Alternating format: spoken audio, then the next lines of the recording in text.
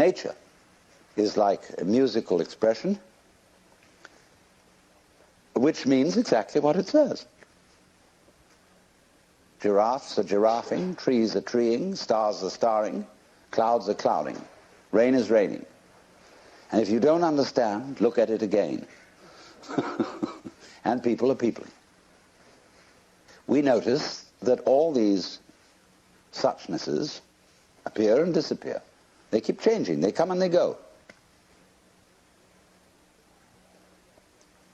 But if you get hung up on your particular form,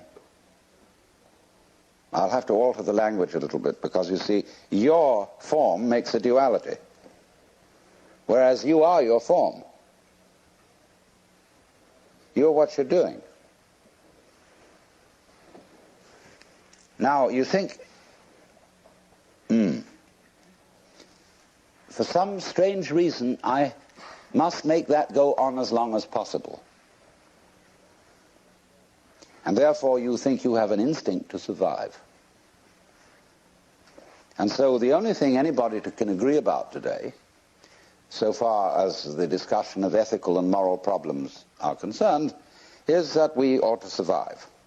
And therefore certain forms of conduct have survival value and certain forms don't. But when you say to yourself, you must go on living, you put yourself in a double bind. Because you said to a process which is essentially spontaneous that it must happen. And the basic form of the double bind, which is imposed upon all children, is you are required to do that which will be acceptable only if you do it voluntarily. So when we say to ourselves, you must go on, the reason is, you see, that we are not living in the eternal now, where reality is. We are always thinking that the satisfaction of life will be coming later. There's a good time coming, be it ever so far away, that one far-off divine event to which all creation moves. Don't kid yourself. As the Hindus have taught us, in the course of time everything gets worse. It eventually falls apart. Comes Kali Yuga and Shiva at the end, and boom. Which is to say, only suckers put hope in the future. You see, I tell you, there are three classes of people in the Western world: the aristocrats, the proletariat, and the bourgeoisie. The aristocrats live on the past because they come of noble family. And they're like potatoes because the best part of them is underground. The proletariat live in the present because they have nothing else. And the poor bourgeoisie live for the future.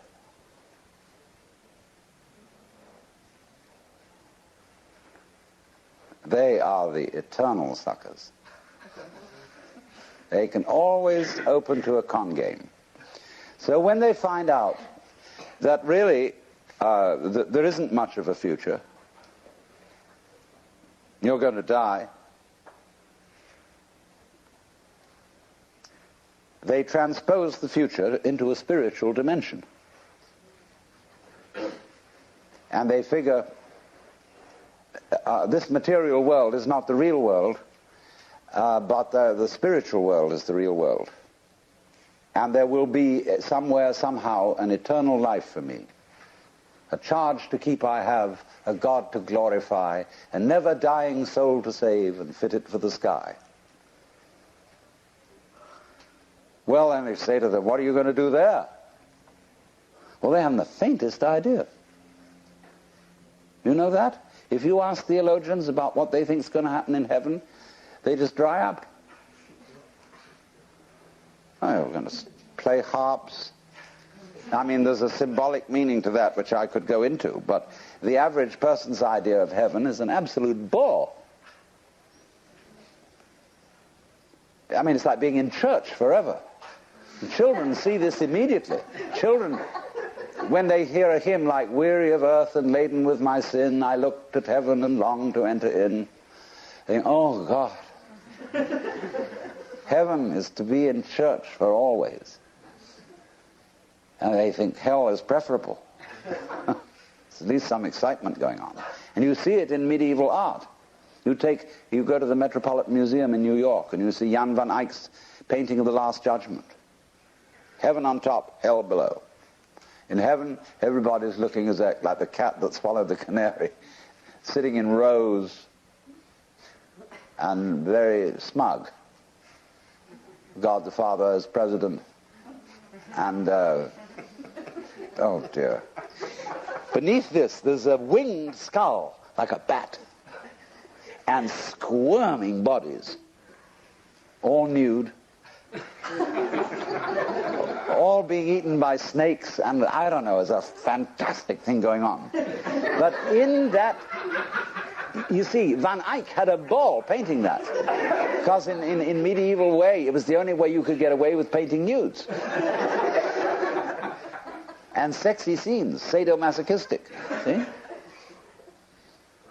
So that's naturally why hell became much more interesting than heaven. So, therefore, this hope for the future is a hoax. It's a perfect hoax. And maybe we will make spiritual progress. Everybody puts it off.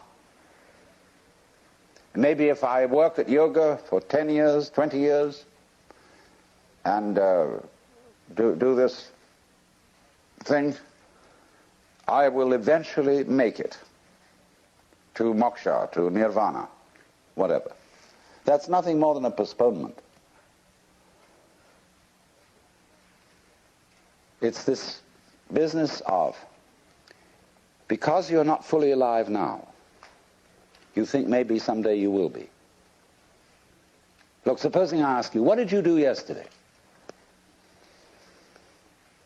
No, what did I do yesterday? In fact, I've forgotten. So, but most people will say, well, let me see now. Let me get out my notebook. I got up at 7:30 and I brushed my teeth and I read the newspaper over a cup of coffee, and then I looked at the clock and dressed and got in the car and drove downtown and did this and that in the office and so on, and you go on and on and on, and you suddenly discover that what you've described has absolutely nothing to do with what happened. You've described a scraggly, skeletal, fleshless list of abstractions. Whereas if you were actually aware of what went on, you could never describe it. Because nature is multidimensional. Language is linear. Language is scrawny. And therefore, if you identify the world as it is with the way the world is described, it's as if you were trying to eat dollar bills and expect a nutritious diet. Or eat numbers. A lot of people eat numbers. People play the stock market. They're doing nothing but eating numbers. And they're always unhappy. Absolutely miserable. Because they never get anything. So therefore, they always hope more is coming. Because they believe that if they eat enough dollar bills, eventually something satisfactory will happen. So eating the abstractions all the time, we want more time. Confucius very wisely said, a man who understands the Tao in the morning may die with content in the evening. Because when you understand, you don't put your hope in time. Time won't solve a thing. So when we enter into the practice of meditation, of yoga, we are doing something radically unlike other human activities. Of course, the way yoga is sold in the United States, like everything else, is that it's supposed to be good for you. It isn't. It has nothing to do with anything that's good for you. It's the one activity which you do for its own sake, and not because it's good for you, not because it will lead anywhere, because you cannot go to the place where you are now, obviously. Yoga is to be completely here and now. That's why the word yog means join. Get with it. Be completely here and now. This is the real meaning of concentration, to be in your center.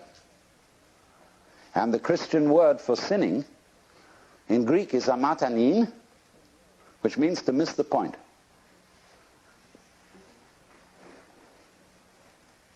And the point is eternal life, which is here and now. Come to your senses.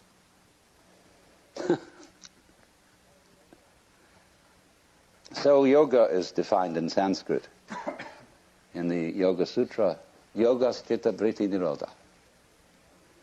Difficult to translate, but roughly, yoga is the stopping of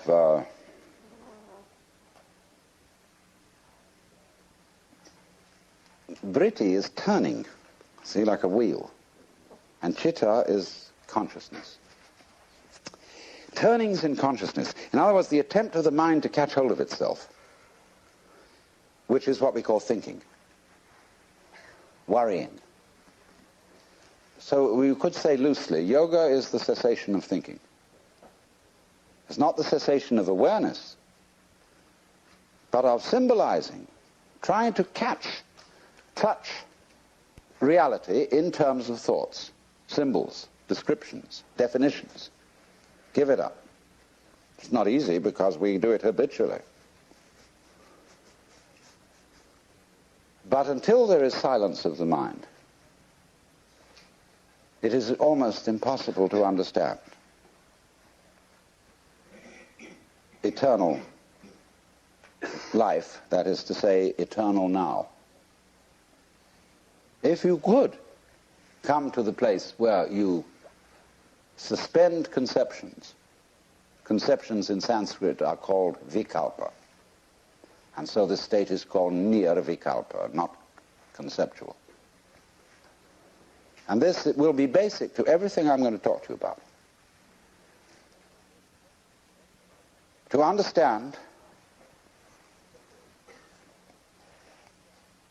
non-verbal reality, non-conceived reality, what I call suchness, tathata. It's really very easy. It's too easy. That's why it's difficult. But that when you are fully aware and not thinking, you will notice some amazing absences. There is no past. Can you hear anything past, incidentally? Can you hear anything future? They're just not there to the plain sense of one's ears. Ears are easiest to begin with. Can you hear anyone listening to something else other than sound, you know? Can you hear the listener? No? Well, then presumably it's not there. Then you become again as a child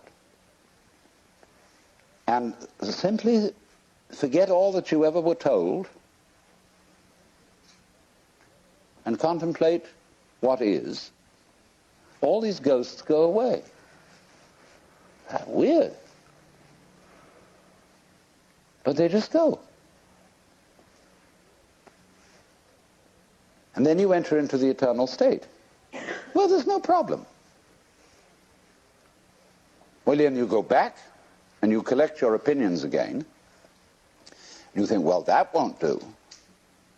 How can I be practical and be in that sort of state? Well, I remember in the Sermon on the Mount that Jesus said a lot of things about this. Consider the lilies of the field, how they grow. They toil not, neither do they spin. And yet Suleiman in all his glory was not clothed like one of these. And if God so clothes the grass of the field, which today is and tomorrow is cast into the oven, shall he not much more clothe you, faithless ones? Wow. So,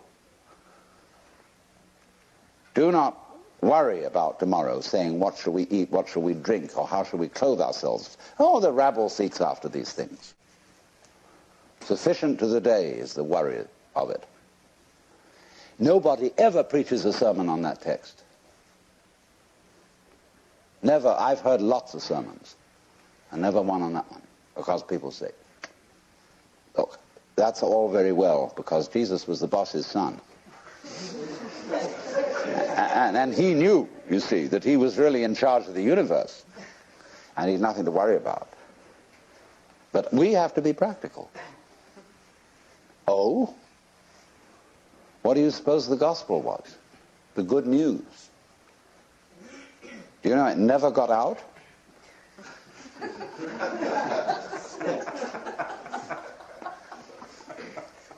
You too are the boss's son. That was the gospel. If Jesus had lived in India, they wouldn't have put him to death, because everybody in India knows that we're all God in disguise. So if he had said, I and the Father are one, in India they would have said, hooray! You know? Lots of people in India know that perfectly well. But here, that's a no-no. Who the hell do you think you are? You own the place? You keep your position. You're just a creature, a critter. It's in the family system, it's in everything. Because they have their own way of doing it in India, because they have a delayed action on it. When you get to be a certain age, and after you've studied long enough with a certain guru, then, and then only, may you realize this. But until then, it's still a no-no. But if you've put in the time, they finally let you in. Here you have to wait until you're dead.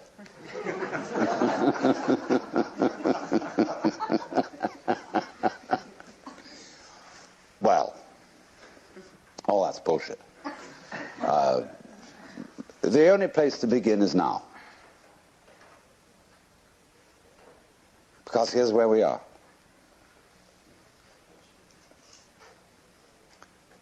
So why put it off? A lot of people say, well, I'm not ready. What do you mean you're not ready? What do you have to be ready? Well, I'm not good enough, because I'm neurotic. I'm perhaps not old enough, not mature enough for such knowledge.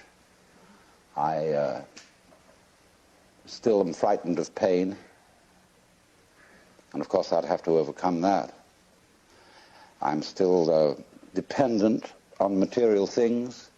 I have to, eat a lot and drink a lot and sex around and all that kind of thing. And I think that I better get all that under control first. Oh? You mean you've got a case of spiritual pride? You want to be able to congratulate yourself for having gone through the discipline which is rewarded with realization.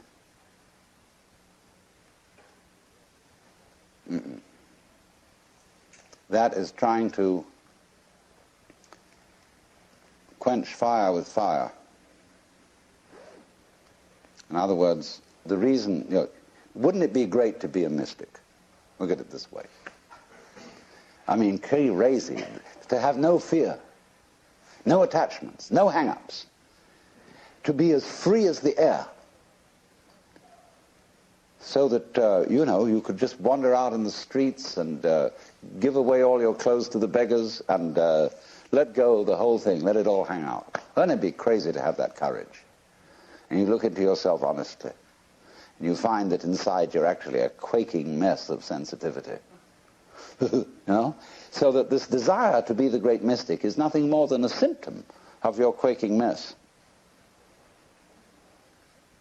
It's self-defense.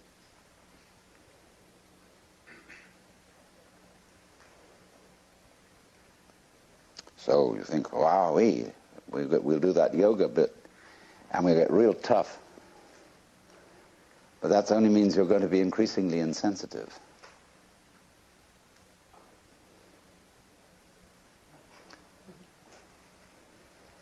Running away from the quaking mess, escaping.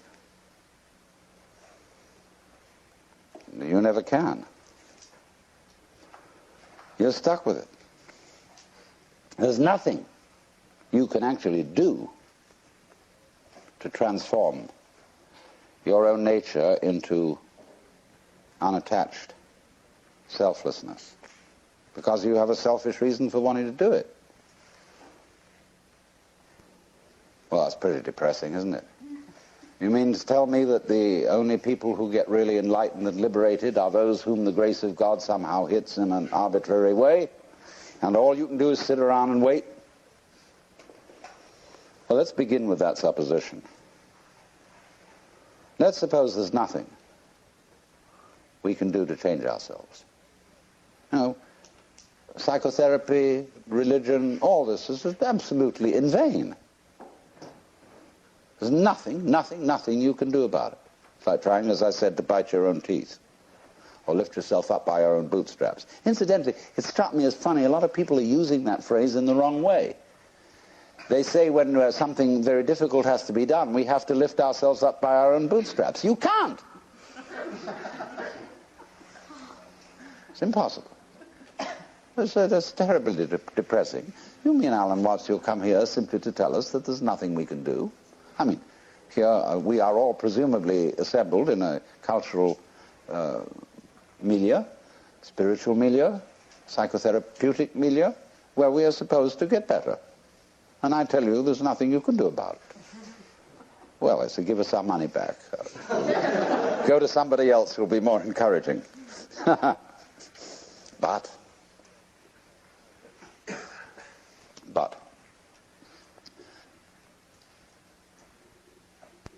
what does it mean that you can't do anything about it?